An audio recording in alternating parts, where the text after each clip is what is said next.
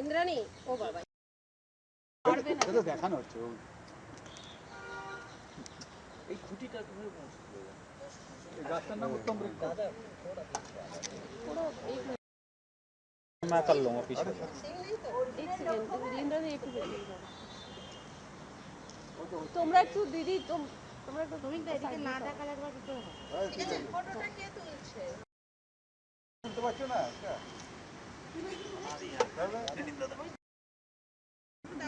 বসো বসো হ্যাঁ বসলে হয় নাকি একটু তাকালে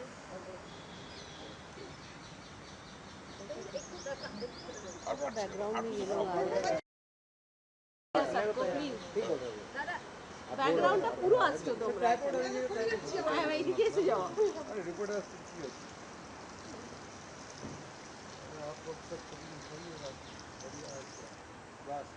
क्या कहेंगे सुशील? देखिए, पर्यावरण की रक्षा के लिए नरेंद्र मोदी जी ने सारे दुनिया के अंदर एक जागरूकता लाए है।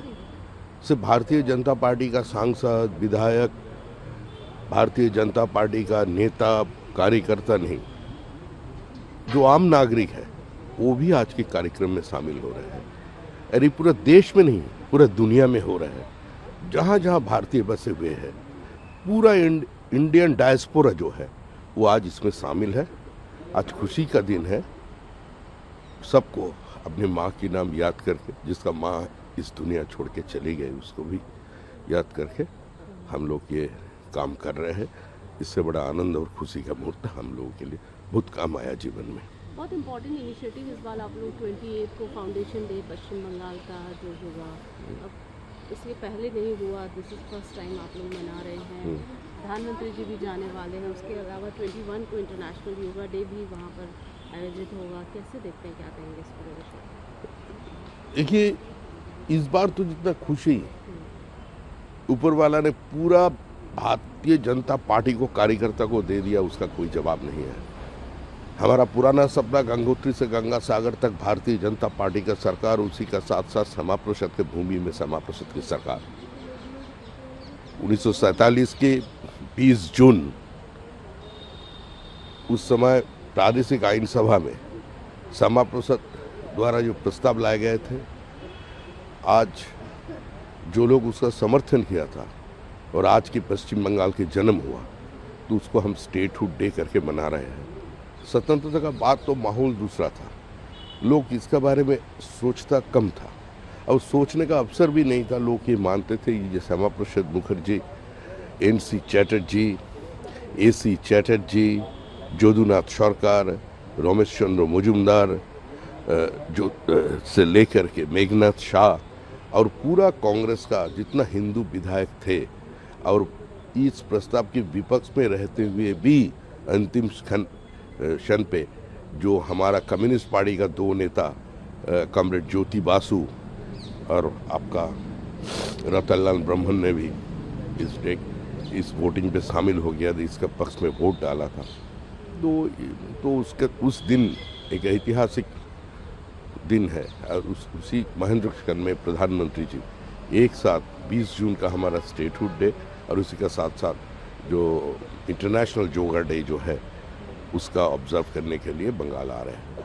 दादा, डीलिमिटेशन बिल 2.0 जो लाया जाएगा और सेंटर ने ओपन चैलेंज किया, ये जो डीएमके है, टीएमसी है, जिन्होंने पार्लियामेंट में इसका अपोज किया था, इस बार एक बार फिर से जो है कंसल्टेशन भी शुरू हो गया, मानसून सेशन में लाने की बात की जा रही है। कैसे देखते हैं जिस तरीके से लास्ट टाइम इसका? देखिए, देश की आबादी अभी 140 करोड़ हो गया है।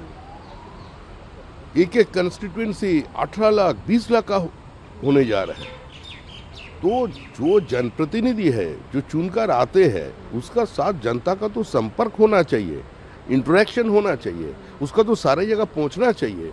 इसीलिए 140 करोड़ की आबादी में 542 कम है, उसको बढ़ाना चाहिए। Decentralisation of power and decentralisation of democracy का कारण ये जरूरी है और ये हम करके रहेंगे। हम ये विश्वास करते हैं जो अंतिम क्षण पे आम सहमति से इस बिल पारित हो जाएगा। एक कंप्लेंट फाइल हुआ है ममता बनर्जी के अगेंस्ट और विद बांग्लादेश, और ये रिंकी चैटर्जी जो है एडवोकेट, उन्होंने किया है पश्चिम बंगाल की। क्या कहेंगे इस विषय पर, जिस तरीके के आरोप ममता बनर्जी पर लगे? देखिए, ममता बनर्जी जो आरोप लगाया, ममता बनर्जी जो बात बोली है, पश्चिम बंगाल की कोई भी जनता, इस दुनिया का कोई भी जनता, कोई भी भारतवासी इसका निंदा कर रहा है और इसका कोई अहमियत अब देखिएगा किसी न्यूज़ चैनल में नहीं है, किसी अखबार की सुर्खियों पे नहीं है। एक देश का बायलैटरल रिलेशनशिप ममता बनर्जी खराब कर रहे हैं। ममता बनर्जी के कारण उस पार में बसे हुए करोड़ों हिंदू अपने आप को असुरक्षित महसूस कर रहे हैं। तो ऐसा बयान कोई संविधान की वोट लेने वाला कोई मुख्यमंत्री, इतना पुराना दिन का पॉलिटिशियन जो यूनियन मिनिस्टर रह चुका है, 3 बार मुख्यमंत्री रह चुका है, किसी राज्य में ऐसा बयान दे सकता है? तो आश्चर्यचकित हो गया। मैं तो खुद अपने कान को विश्वास नहीं कर पा रहा है उस समय, ये क्या बोल रही है ये। और यही पूरा जनता का रिएक्शन है। जनता तो सरकार से निकाल दिया, इस बार उखाड़ कर फेंक देंगे राजनीति से। स्वरूप विश्वास पर एक्सटॉर्शन, मोलेस्टेशन, कई सारे चार्जेस लगे करप्शन के, एक के बाद इस तरीके के जो लीडर्स हैं टीएमसी के, उनके जो करप्शन हैं वो सामने आ रहे हैं। क्या कहेंगे? देखिए, करप्शन इन तृणमूल कांग्रेस वो सिनोनिमस। तृणमूल कांग्रेस का नेताओं का खिलाफ जो आरोप था, पुलिस स्टेशन में जाकर के लोगों को जो आरोप लगाया था, उसका ऊपर कोई कार्रवाई नहीं हुआ, कोई एफआईआर नहीं होता था। तो इसका बारे में जो कुछ बोल सकता है वो प्रशासन बोल सकता है। मैं पार्टी का अध्यक्ष हूँ, हम प्रशासन क्या कर रहे हैं, पुलिस को ऐसे एक्शन ले रहे हैं, इसको देखना मेरा जिम्मेदारी नहीं है और हम इसमें घुसना भी नहीं चाहता हूँ। एक सवाल और, ये महुआ मोइत्रा कह रही है कि कम्प्लीटली यूजलेस है ये जो रिबेल एमएलएज हैं, और अभी जिस तरीके का हरकत वो कर रहे हैं, पहले जब करिश्मा था तब वो उस समय साथ में थे, और जो आज की जो परिस्थिति है, ये घरेलू मामला है। तृणमूल कांग्रेस तो पार्टी बना था एक पार्टी को तोड़ करके, और सत्ता पे आने का बाद सारे पॉलिटिकल पार्टी को इन्होंने तोड़ा। मुकुल राय एपिसोड भूल गया क्या? आरएसपी एपिसोड भूल गया, कांग्रेस के एपिसोड भूल गया। तो इसका काम ही है तोड़ना, जोड़ना नहीं। टीएमसी टूट रहा है, असली तो टीएमसी टूटेगा ही, जिसका काम ही होता है टूटने का, लोगों को तोड़ने का। तो समय भी आता है जब चक्र पूरा हो जाता है ना, तब वो भी टूटता है, वही टूट रहे हैं। एक और सवाल लेंगे। सुखेंदु शेखर रे कह रहे कि मेंटली जो है सब कुछ, बंगाल के एमपी जो हैं वो फिजिकली टीएमसी के साथ है लेकिन मेंटली नहीं। टीएमसी के लीडर ही इस तरह की बात कर रहे हैं। वो तो ये प्रश्न आप टीएमसी से पूछ लीजिए, तो वही बता सकते हैं। क्या बात है, ये वही बता। बीजेपी पर टीएमसी के, अरे पूरा दुनिया का अट्रैक्शन बीजेपी पे है। पश्चिम बंगाल के जनता का भावनाओं को जो छूना चाहते हैं, कोई पॉलिटिशियन अपने आप को जनता की भावावेग से दूर नहीं कर सकता है, जनता की चाहत से दूर नहीं कर सकता है। जनता की जो खुशी है उससे आपको अलग थलग नहीं कर सकते है। तो जनता जिस तरफ चलता है उस तरफ पॉलिटिशियन चलता है, फिर से उसको छूने का कोशिश करता है। अभी तो तृणमूल बिखर गया है, तृणमूल अभी रिजेक्टेड हो गया।